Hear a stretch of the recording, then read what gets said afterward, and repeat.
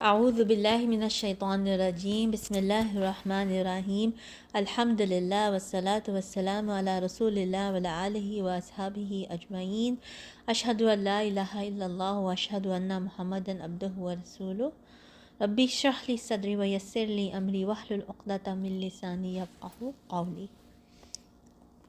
سیرت النبی صلی اللہ علیہ وسلم کے سلسلے کو آگے بڑھاتے ہوئے ہم مزید واقعات پہ بات کرتے ہیں۔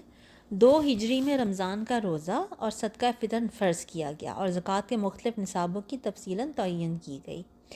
صدقہ فطر کی فرضیت اور زکوٰۃ کے نصاب کی تعین سے اس بوجھ اور مشقت میں بڑی کمی آ گئی جسے فقراء مہاجرین کی ایک بڑی تعداد دوچار تھی، کیونکہ وہ طلب رزق کے لیے زمین میں دوڑ دھوپ کے امکانات سے محروم تھے۔ پھر نہایت نفیس موقع اور خوشگوار اتفاق یہ تھا کہ مسلمانوں نے اپنی زندگی میں پہلی عید جو منائی وہ شوال 2 ہجری کی عید تھی، جو جنگ بدر کی فتح مبین کے بعد پیش آئی۔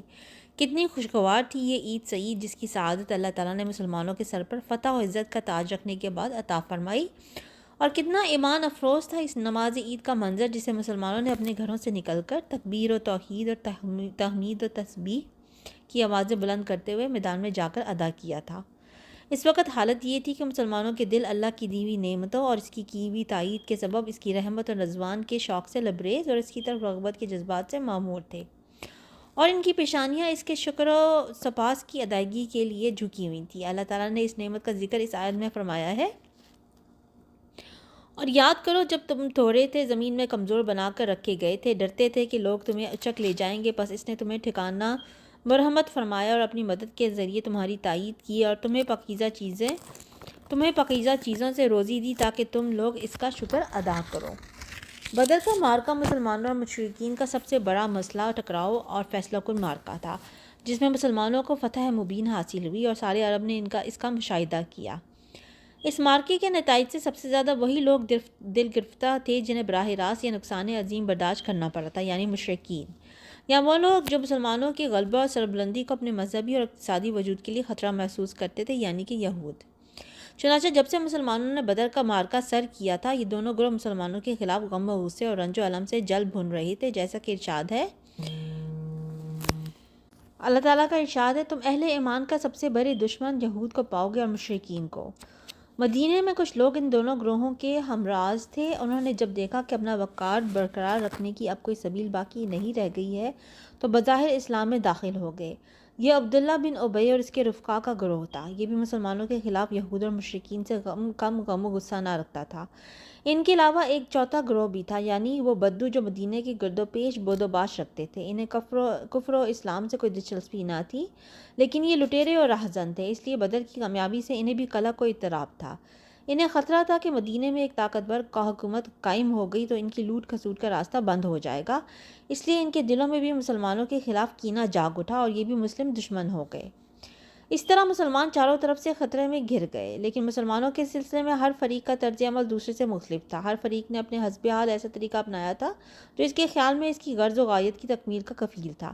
چنانچہ اہل مدینہ نے اسلام کا اظہار کر کے درپردہ سازشوں اور فیسہ کاریوں اور باہم لڑانے بڑھانے کی راہ اپنائی۔ یہود کے گروہ نے کھلم کھلا رنج و عداوت اور غیظ و غضب کا مظاہرہ کیا۔ اہل مکہ نے کمر توڑ ضرب کی دھمکیاں دینی شروع کی اور بدلہ و انتقام لینے کا کھلا اعلان کیا۔ ان کی جنگ کی تیاریاں بھی کھلے عام ہو رہی تھیں، اور سال بھر کے بعد وہ عملاً ایک ایسا مارکہ آرائی کے لیے مدینے کی چہار دیواری تک چڑھ آئے جو تاریخ میں غزوہ احد کے نام سے معروف ہے اور جس کا مسلمانوں کی شہرت اور ساکھ پر برا اثر پڑا تھا۔ ان خطرات سے نپٹنے کے لیے مسلمانوں نے بڑے اہم اقدامات کیے، جن سے نبی صلی اللہ علیہ وسلم کی قائدانہ عبقریت کا پتہ چلتا ہے، اور یہ واضح ہوتا ہے کہ قیادت گرد و پیش کے ان خطرات کے سلسلے میں کس قدر بیدار تھی اور ان سے نپٹنے کے لیے کتنے جامع منصوبے رکھتی تھی۔ اگلی سطور میں، یعنی اگلے آنے والے لیکچرز میں ہم ان کا ذکر کریں گے۔ سب سے پہلے ہم بات کرتے ہیں غزوہ بنی سلیم بمقام قدر کے بارے میں۔ غزوہ بدر کے بعد سب سے پہلی خبر جو مدینے کے شعبہ اطلاعات نے فراہم کی وہ یہ تھی کہ قبیلہ غطفان کی شاخ بنو سلیم کے لوگ مدینے پر چڑھائی کے لیے فوج جمع کر رہے ہیں۔ اس کے جواب میں نبی صلی اللہ علیہ وسلم نے 200 سواروں کے ساتھ ان پر خود ان کے اپنے علاقے میں اچانک دھاوا بول دیا اور مقام قدر میں ان کی منازل تک جا پہنچے۔ بنو سلیم میں اس اچانک حملے سے بھگدڑ مچ گئی اور وہ افراتفری کے عالم میں وادی کے اندر 500 اونٹ چھوڑ کر بھاگ گئے۔ جس پر لشکر مدینہ نے قبضہ کر لیا اور رسول اللہ صلی اللہ علیہ وسلم نے اس کا خمس نکال کر بقیہ مال غنیمت مجاہدین میں تقسیم کر دیا۔ ہر شخص کے حصے میں 2 اونٹ آئے۔ اس غزوے میں یسار نامی ایک غلام ہاتھ آیا جسے آپ صلی اللہ علیہ وسلم نے آزاد کر دیا۔ اس کے بعد آپ صلی اللہ علیہ وسلم دیار بنی سلیم میں 3 روز قیام فرما کر مدینہ پلٹ آئے۔ یہ غزوہ شوال 2 ہجری میں بدر سے واپسی کے ساتھ صرف 7 دن بعد پیش آیا۔ اس غزوے کے دوران صبا بن عرفتہ کو اور کہا جاتا ہے کہ ابن مکتوم کو مدینہ کا انتظام سونپا گیا تھا۔ جنگ بدر میں شکست کھا کر مشرکین غصے سے بے قابو تھے اور پورا مکہ نبی صلی اللہ علیہ وسلم کے خلاف کھول رہا تھا۔ بالآخر مکے کے 2 بہادر جوانوں نے طے کیا کہ وہ اپنی دانست میں اس اختلاف و شقاق کی بنیاد اور اس ذلت و رسوائی کی جڑ نعوذ باللہ یعنی نبی صلی اللہ علیہ وسلم کا خاتمہ کر دیں گے۔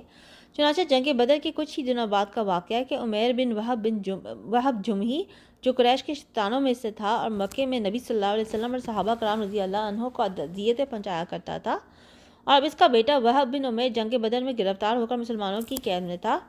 اس عمیر نے ایک دن صفوان بن امیہ کے ساتھ حتیم میں بیٹھ کر گفتگو کرتے ہوئے بدر کے کنویں میں پھینکے جانے مقتولوں کا ذکر کیا۔ اس پر صفوان نے کہا، خدا کی قسم ان کے بعد جینے میں کوئی لطف نہیں۔ جواب میں عمیر نے کہا، خدا کی قسم تم سچ کہتے ہو۔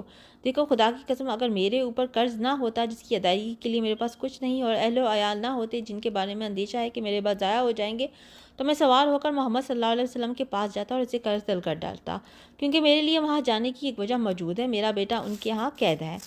صفوان نے اس صورتحال کی غنیمت سمجھتے ہوئے کہا، اچھا چلو تمہارا قرض میرے ذمہ ہے، میں اسے تمہاری جانب سے ادا کر دوں گا، اور تمہارے اہل و عیال میرے اہل و عیال ہیں، جب تک وہ موجود رہیں گے میں ان کی دیکھ بھال کرتا رہوں گا۔ ایسا نہیں ہو سکتا کہ میرے پاس کوئی چیز موجود ہو اور ان کو نہ ملے۔ عمیر نے کہا، اچھا تو اب میرے اور اپنے اس معاملے کو صیغہ راز میں رکھنا۔